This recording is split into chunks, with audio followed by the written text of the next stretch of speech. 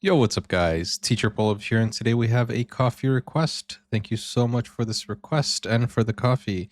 This is from Susan, who says Native American History, Crash Course, Episode 1. Everyone should know this and see it is so well made. Also, it's very good to know. Thank you so much, Susan, for showing us this. This is from the channel Crash Course, the Introduction to Native American History, Episode 1 of the Crash Course Native American History. Okay, link is in the description if you want to go check it out. Let's learn a little bit about Native American history, guys. Let's go. Come learn with me. Here's the year the stars fell. The year of Minnie Buffalo. The year of whooping cough. The year of measles. The year of an eclipse. The year the white soldiers attacked. A year of peace. A year of war. This is a winter count. It's a record of 71 years of Yanktonai history. Each picture represents a notable event between first snowfalls. Wow. But this is just a snippet of a much larger timeline. Every tribe has one, a history that's deep, ongoing, and totally unique. And yet, they're all unified by one thing. Hi, I'm Che Jim, and welcome to Crash Course Native American History. First things first, there's no way we can tell the entire history of indigenous people in what's now the United States, but that doesn't mean we can't bridge some gaps and add a little complexity to common understandings. Maybe we even go crazy and fix some misunderstandings. Studies have shown that across the board in US schools, students aren't getting much of an education when it comes to Native American history, not by a long shot. As one Navajo Hopi student wrote in 2019, of the US history books used in my classroom, there are 307 pages, and only 10 pages talk about natives. That tells a lot, doesn't it? I mean, the proportion 307 pages, and only 10 of them talk about natives. That's insane. I mean, that is basically the history of the United States. And there's only 10 pages about it. In fact, there's a lot of different different books that have so little about a lot of things.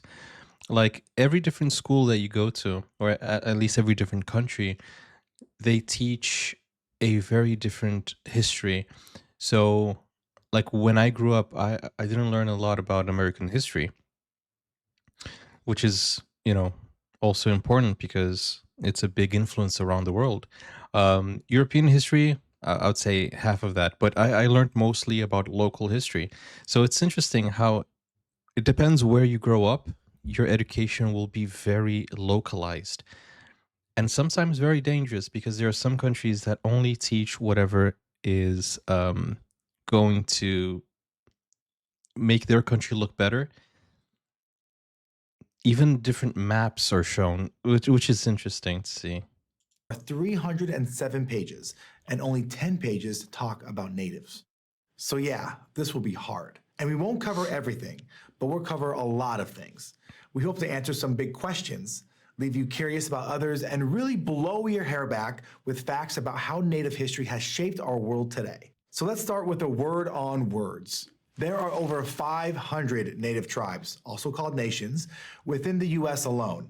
Nice. Some are recognized by their federal government and some aren't. Why? I'm a member of the Navajo Nation, not to brag. But even that Not to simple brag. statement has layers of new. Yeah, I think Navajo is the most famous or most popular ones. I've seen a few movies also about the Navajo, which is interesting. It's interesting. It's such a deep story. I think you guys need more movies about that because a lot of people from around the world watch movies to learn. I know they're not the best source of education, rather books or even documentaries, but movies are both entertaining and educational. Okay, let's check it out. The Navajo Nation, not to brag. But even that simple statement has layers of nuance. We call ourselves Dene, which means the people. Dene. Navajo is the name that came about thanks to Europeans. Some Dene folks use the term Navajo, others prefer not to. It's a to each their own situation. Throughout this series, I'll use specific Native nations' names. So if I'm talking about the Kickapoo, or the Hualapai, or the Chickahominy, you'll hear me say so with perfect pronunciation to boot. Okay, I'll try my best. And I'll use the word native like a lot. I might say native folks or native people, but I'll also say indigenous. That's the broadest term for people worldwide who's been living in a particular place since before settlers arrived. Like, for example, in the US, the Aleut, the Chumash, and the Kanaka Maoli, all indigenous. But the Sami in places like Norway, the Maya in places like Mexico and Guatemala, and the Ainu in Japan are also all indigenous. And that way, we're kind of What about the Tupi from Brazil, right? Or the Aboriginals, Australia? Do they fall into this category as well? Mala, and the Ainu in Japan are also all indigenous. And that way, we're kind of like cousins. Not by blood, more by vibes. You also hear me say American Indian, a label that some indigenous people embrace and others reject. Pro. It's been around for a long time. It's used in U.S. Guarani laws, treaties, even from the names Brazil. of federal agencies like the Bureau of Indian Affairs. Indian is also just a term older Native people like to use, especially around other Native people. Con? This is not India, buddy. Another con? Even though any Native could self-identify as an American Indian, it doesn't officially include all indigenous people. That's because the government only applies the term to members of federally recognized Native nations in the contiguous 48 states, but not Alaskan Natives or Native Hawaiians. We'll talk a lot more about what it means to have federal recognition, as well as the status of Natives in Alaska and Hawaii later in this series. For now, let's... You know, this confusion about Indians, it also happened in Brazil. But in Brazil, there are two different names. One is Índio, which is for the indigenous, and the other one is Indiano, which is for the Indians. So Índio, Indiano. So you can distinguish. But in English, Indians, Native Indians, you know, it's interesting how in English there isn't a word for each. I would guess, you know, people would try to come up with a different term to distinguish both, you know, from India and the natives. But I guess indigenous is the closest they got. End this vocabulary lesson with Native American. This term came about in the 1960s as an alternative to American Indian. It's gained a lot of ground as a go-to option. But Native American has its own issues. Like the Americas are all this business. Exactly. Maybe even this. Thank you. Possibly this too. But now we're getting wild. Exactly. Guys, when I say I'm American, you guys know. I'm from the very south. Possibly this too. But now we're getting wild. Of course, this term isn't preferred everywhere. In Canada, many Indigenous people prefer to be called First Nations or First Peoples, one of the three categories alongside Inuit and Métis. In Spanish-speaking Latin America, many prefer Indígenas. So Native American isn't perfect, but it broadly describes Indigenous people within the US. At the end of the day, how Natives choose to identify is very personal. I call myself Indigenous. I also call myself handsome and brave every morning in front of the mirror. Every Indigenous person has their own preferences when it comes to identity. Though, for the record, you're all brave and handsome. Just not as much as me. The point is, there are no definitive rules on Indigenous terminology. There couldn't be. Like, remember how I said there are hundreds of Native nations inside the US alone? Well, even that's complicated. About 40 Native nations today have territory split in half by the US border, like the Kanien'kehá:ka or Mohawk Nation of Akwesasne to the north, or the Tohono O'odham Nation to the south. And many, many, many Native nations like the Ho-Chunk were forced away from their ancestral homelands and live in a totally different region today. But with just 24 episodes, we needed to narrow down so we have room to go deep. So that's why we'll be focusing mainly on the history of Native peoples in the United States, and that's why we're calling this series Native American History. I fought for the name A Brave and Handsome History of Native America, but I was not successful. Which brings me to the paradox at the heart of Native American history. On the one hand, there are tons of Native nations with their own unique histories, their own timelines. There is no single history very rich in history, Native guys. American history. Very On rich. the other hand, Native nations share some common experiences. Though they've happened in different ways, times, and places, those common experiences are a result of settler colonialism, a force that binds Native histories together. Remember back in the intro when I said that there's one thing that unites our histories? This is that thing. Let me break it down. We'll start with colonialism. That's where one nation exerts control over another nation and its resources without becoming part of that nation themselves. For example, colonialism describes what happened when the British took over Nigeria in the 19th century, ruling indirectly through local leaders and getting rich off palm oil. Nigerians still live there, but their lives were never the same. The settler part takes this a step beyond. The goal of settler colonialism is to remove and erase the people already living in a place so that a new group can move in instead. And this isn't just describing a single historical event or person. But yes, That's what happened. talking about you. Settler colonialism describes a system, and the history of the whole United States was shaped by this system. It's the underlying logic behind centuries of wars, treaties, policies, and laws that affect Native people's lives to this day. Yeah. That system is part of the reason why basically any question that seems to be simple is going to be complicated. Like, take this one. How many Native Americans are there? Well, before settlers arrived in North America, nobody here called themselves Indian or a Native Of course, American. they were just These categories locals. didn't exist. We were kind of just living our lives. But in the 19th century, the federal government created a new single Native identity, lumping all Native people together as a single race. Suddenly, It must have been very scary because I don't think they had this idea that, wow, there's a lot of other people around the world. They were just living their lives calmly, peacefully. And then imagine a ship just comes ashore and people just jump out and start being aggressive and taking over. It must have been so crazy. Must have been so insane because you're just living your life, just worried about the animals and, crops. And now you have to worry about other humans. in the words of High School Musical's Troy Bolton, race. Suddenly, We're all in the this words together? of High School Musical's Troy Bolton, we were all in this together. Nice. The government created records of tribal members and assigned each person a blood quantum, or perceived fraction of Indian blood. Freaky sounding term, right? The idea was that over time, children born to Native families would have lower and lower blood quantums. Thinking of Indian blood as something that could Wow. be diluted down to zero Wow. over generations. So I recently watched a movie which you guys should watch as well, and if you want to watch it with me, go over to Patreon or buy me coffee, which is called Rabbit Proof Fence. Rabbit Proof Fence, and they had the same idea of breeding out the the natives or the Aboriginals. It's also the story of the stolen generations. I highly recommend watching that movie.